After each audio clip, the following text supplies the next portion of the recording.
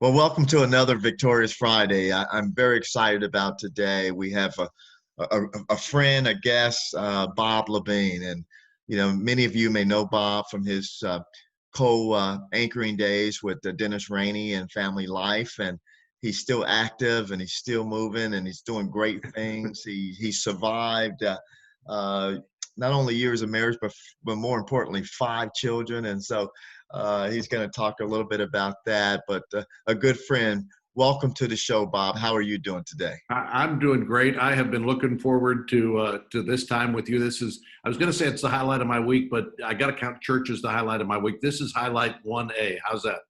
Well, I'm really, I was satisfied with that because I was thinking like, I don't want to be number 2. So 1A, 1B, I'm somewhere in there. And honestly, if I was 1C, I can live with that. Uh, So catch me up. What's been taking place with Family Life? What's happening with you right now in this whole area of COVID-19? Just kind of give me an update on what's happening with Family Life.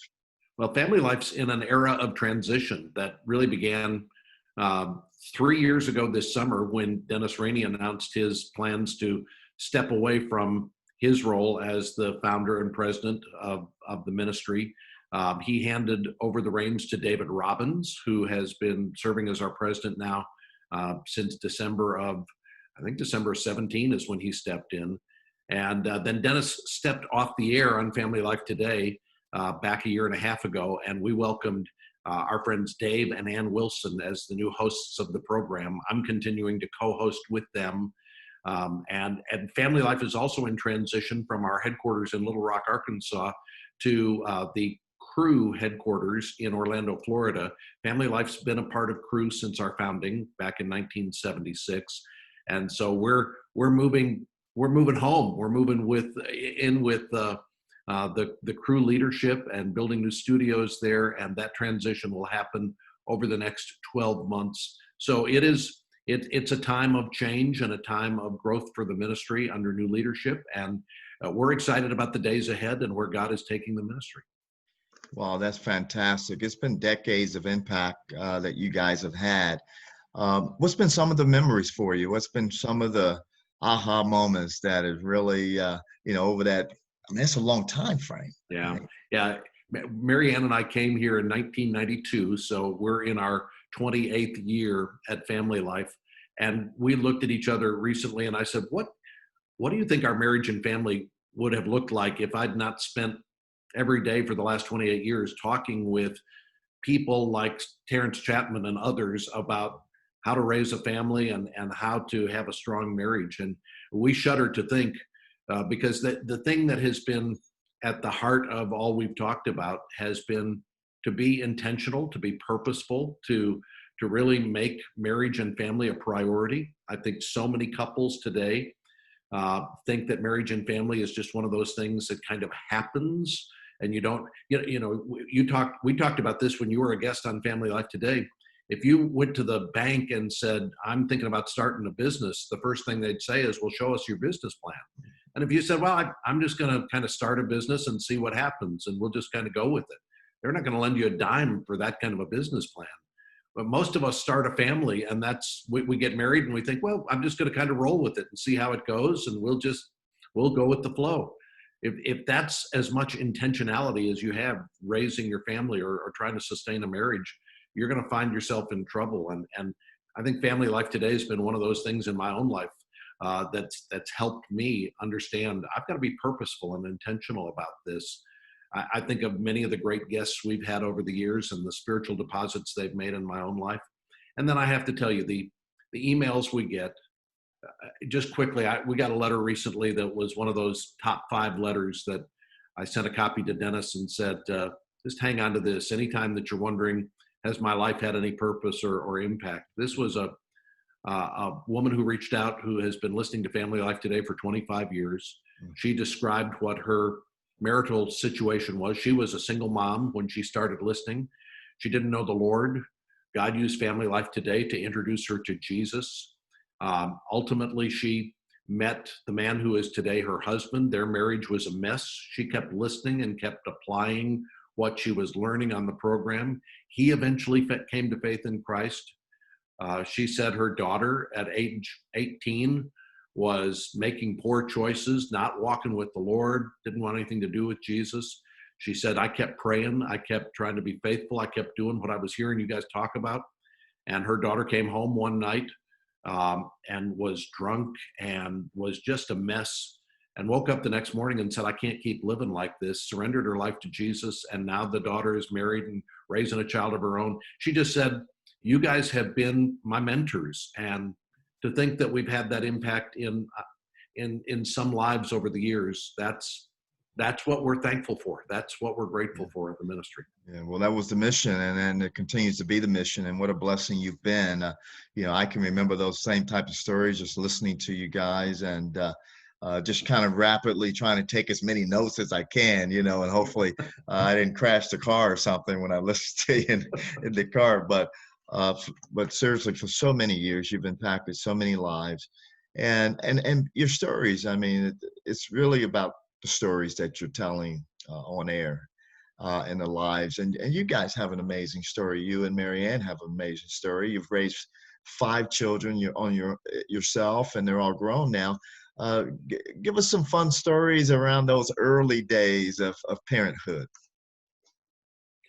Well, we didn't know what we were doing when we got started. We were trying to make the best decisions and to walk with the Lord as we raised our kids. And there were times, Terence, when we looked at each other and we thought, are we going to be in prison ministry? Because our kids are going to be in prison. We're going to have to figure out how to get with them. And so we've had those dark moments that I think every parent has, where you look and you go, are we failing at this?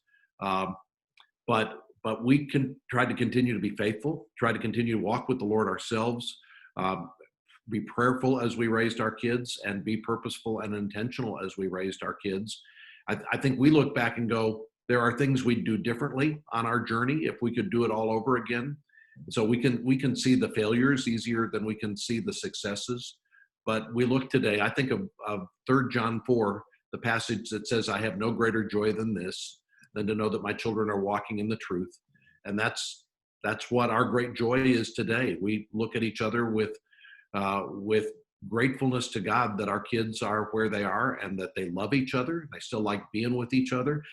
I woke up this morning and pulled out my cell phone, and there were 16 text messages on my cell phone. And it was our family thread where the kids are all texting with one another, sharing what they saw in the news this morning or what happened at their house yesterday. And the fact that they still want to be a part of one another's lives and that daily they're connecting with one another, we don't take that for granted.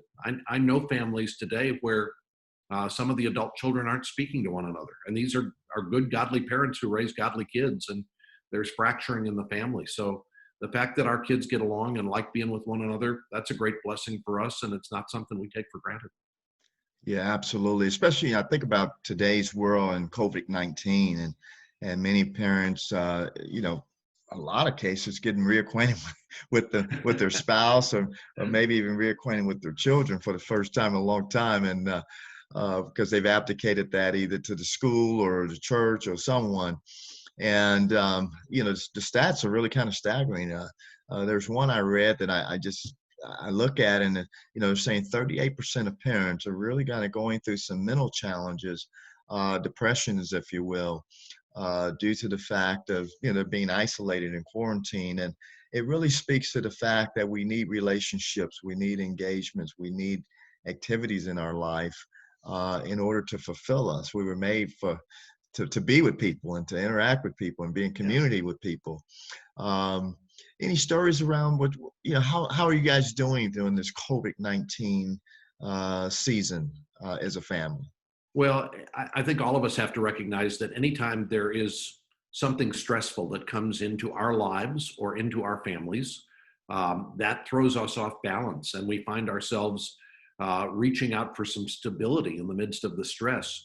And what we're experiencing right now is not an individual being stressed or a family being stressed, but it's a nation that's being stressed. So when we look around and try to lean on one another, we find that the person we're trying to lean on is just as unstable as we are.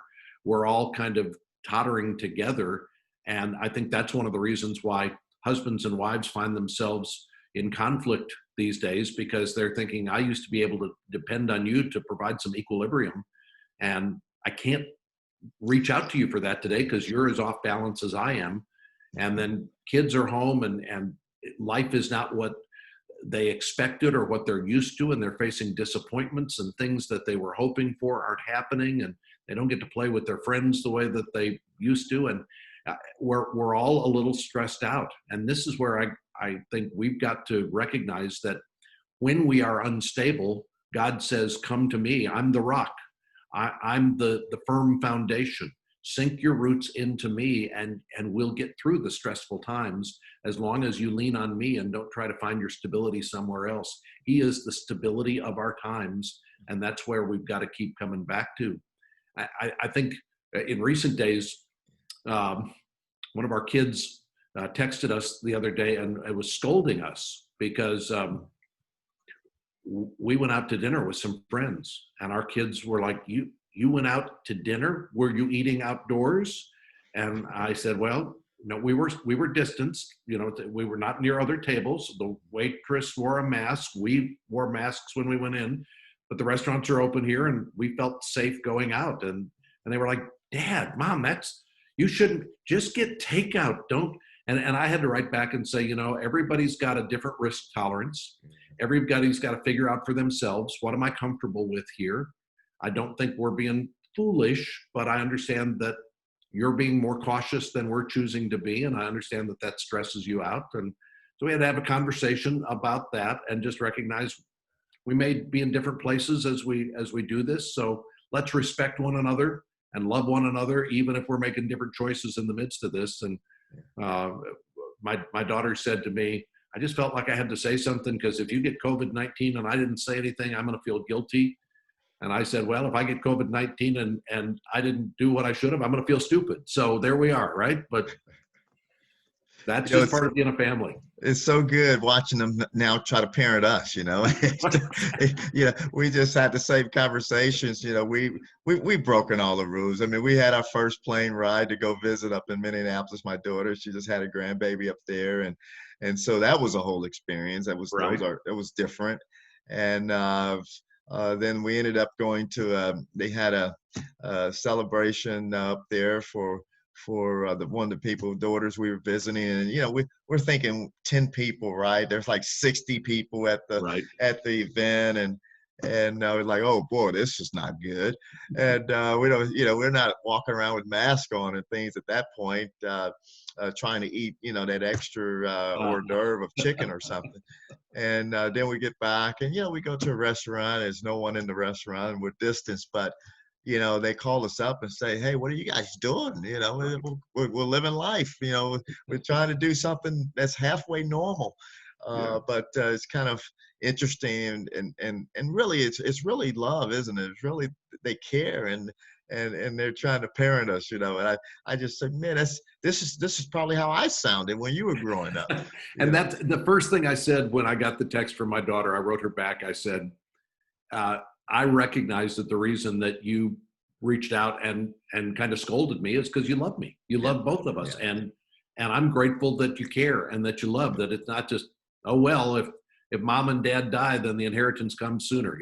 I mean, it's not what they're thinking of. So I am grateful that they love us. And we've been in situations where we've looked and said, this does not feel safe to us. And we've walked out because it didn't feel like there was enough distancing or enough protection going on. But we've all got to kind of weigh this out and figure out how we walk wisely in the environment we're in. Well, we're certainly praying for a vaccine. We're praying for advancement here. But speaking of that word of love, you got some new book coming out, Love Like You Mean It. What was the inspiration of your book?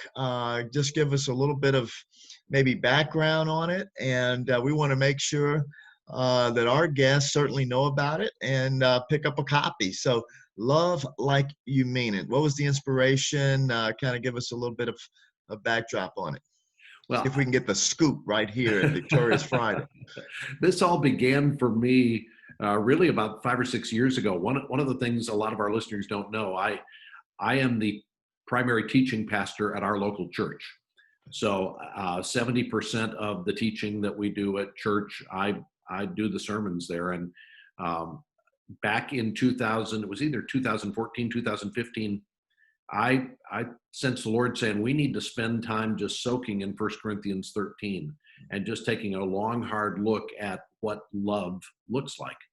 And so I think we did 8 weeks where we went phrase by phrase in that well-known chapter of the Bible where love is defined for us. And we didn't talk about it in the context of marriage. We just talked about it in the context of loving one another in our families and in our churches and in our communities. But God kind of planted the seed in my heart at that time to say, with all the work that I've done on marriage over the years, what would it look like to take that passage and think about how it applies in a marriage relationship? And how would marriages be different if this kind of love was the kind of love we had for one another as husbands and wives? So I began to just meditate on that and start to go back to that passage over and over again and say, what do I need to understand for my marriage with the idea that love is patient? And what should patience look like in a marriage? Or love is kind, or love is not self-serving. Love does not keep a record of wrongs. All of the things that are talked about in that passage. And, that passage, that passage was written not to be love poetry read at a wedding. That passage was written as a rebuke against a church that was not manifesting love, that was valuing giftedness more highly than they were valuing loving one another.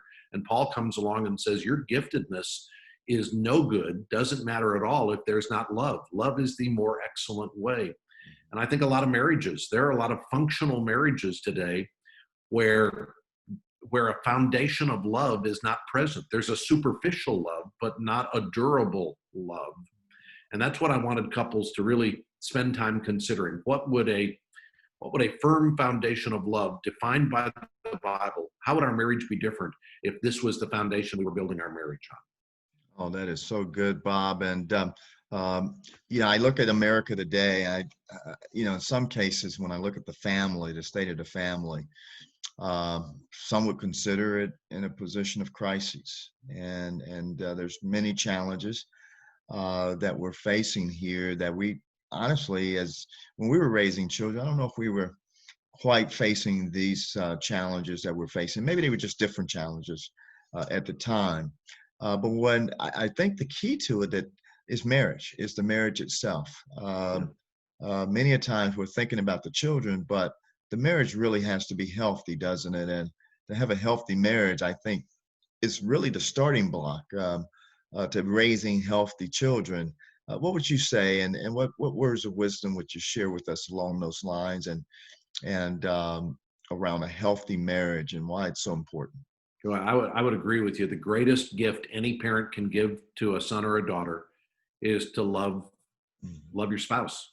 When there is a loving marriage in a home, there is so much security that comes from that. There's so much peace. A child feels safe in that situation. They feel stable in that situation. And you can be, your child can be, you can be raising them in poverty. They can be sharing a bedroom with 2 siblings. You can not have technology access like you wish you had. You could have to say no to things. They could be wearing old clothes that you bought at the secondhand store, and you're thinking, boy, I'm just failing my kids. No, listen, a child who grows up in that environment with a stable, strong marriage, that child's going to do well. That child's going to be fine. So kids who have economic advantage or cultural advantage, but don't have a stable marriage in the home that they can have as a foundation, those are the kids who are going to struggle later on. This is where we as husbands and wives have got to say, for the sake of our kids, let's invest in our marriage. And I just say to couples, if you're struggling in your marriage right now and you go, we've tried and we're out of answers, we don't know what to do to fix what's broken in our marriage, I would say the fact that you don't know what to do doesn't mean that there's not something to do. There are people who can provide you with counsel and help and guidance. Find a couple that has a strong marriage and lean into them and say, how can you help us? Help us with the mess. Go to your pastor. Go to people in your community. If you need professional counseling, get professional counseling. This is the most important investment you can make in the future of your children and in your legacy. So make it the priority it needs to be.